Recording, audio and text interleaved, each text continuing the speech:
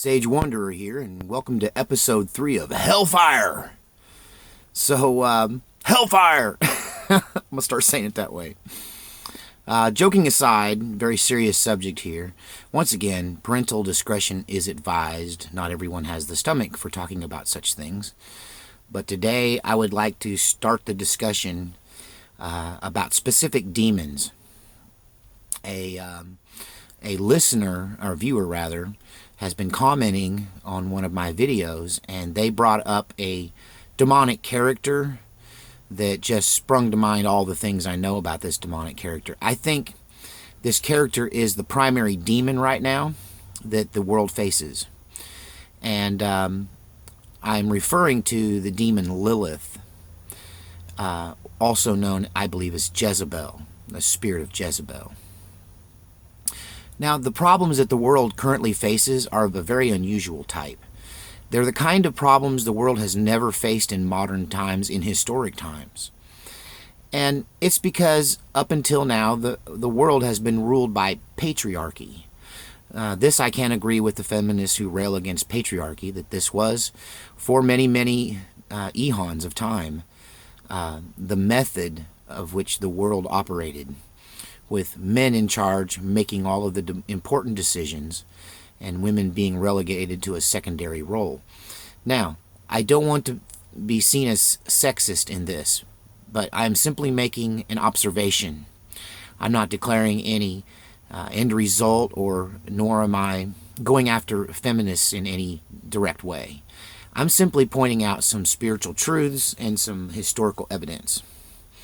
So the world had problems prior to this new generation, but they were of the same old kind of problems.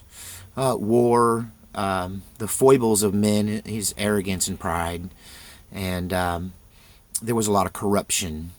But there was a certain stability because we'd been doing it for so long. We kind of knew where all the pitfalls and the traps are.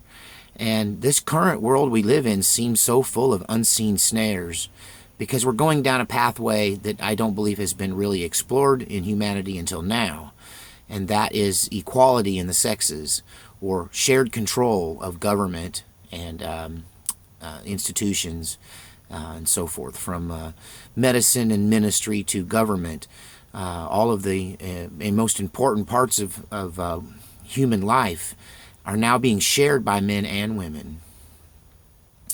And so that brings me to, there's lots of male primary deities that are demonic that we could talk about, but I want to talk about this one in particular. A, because I have a direct connection to the name Lilith, because of my story I told where I refused to sell my soul to the devil. All of that was prompted by my refusal to play Lilith fair.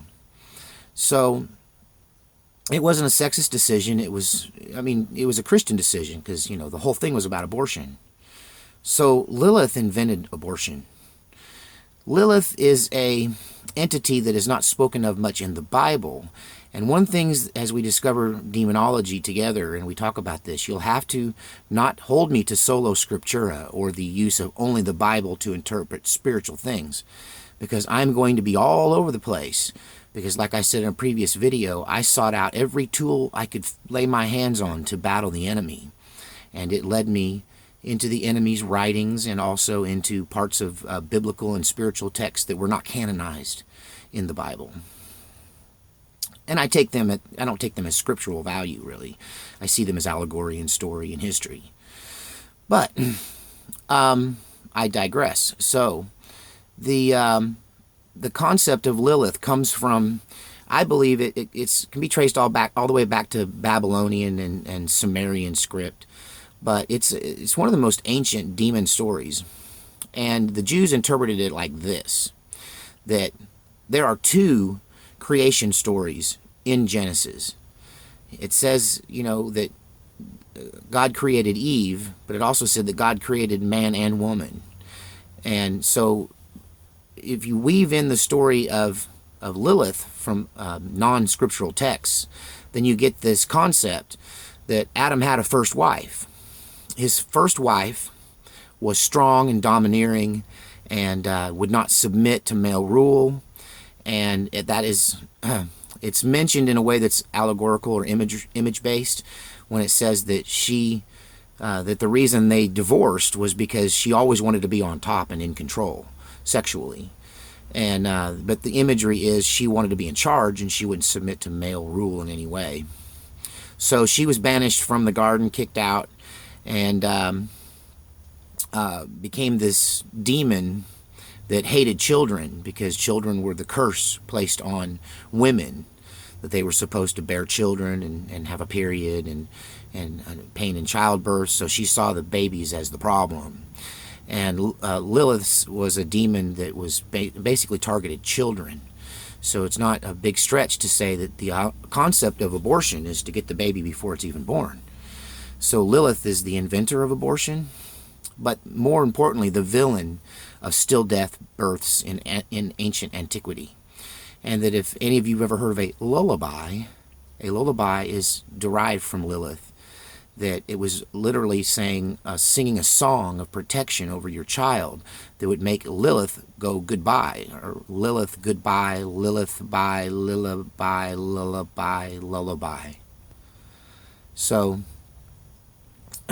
this spirit is also, I think, characterized in the story of Jezebel, which has led me to the conclusion that to defeat this spirit requires the king, because ultimately Elijah ran from Jezebel, and hid, and God protected him. Like maybe kind of like living in a van down by the river. But yeah, sorry, personal. Anyway, so the king is what was required.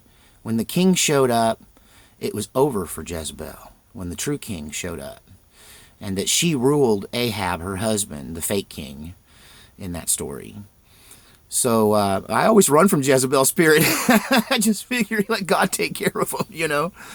But I think the spirit of Lilith has gripped our world.